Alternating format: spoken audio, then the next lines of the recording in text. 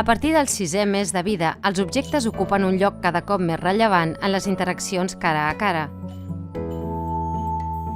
Els avenços en el desenvolupament motor, com ara aguantar-se sol mentre està assegut o arrossegar-se pel terra, permeten a l'infant accedir a diferents elements del seu entorn i manipular-los còmodament.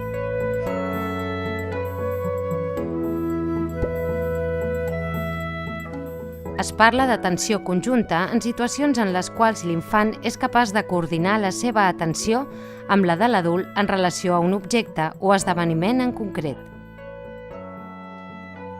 Què són aquestes joguines? Oh, això vols? Si són les claus del cotxe, que són meves? Mira què fa aquesta, mira. Un pito! Les situacions d'atenció conjunta faciliten la comprensió de la intencionalitat dels adults i el desenvolupament del vocabulari. T'agraden els colors? Que maco, És groc, és vermell... Quan adult i infant s'interessen per un mateix objecte, l'adult sempre acaba parlant d'aquest, o bé de com es diu, o bé de les propietats que mostra. I el papa? Qui és aquesta nena? Qui és aquesta nena? Sí.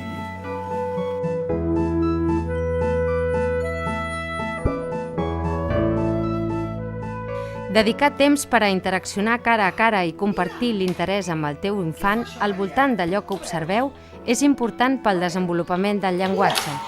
Que fa musiqueta?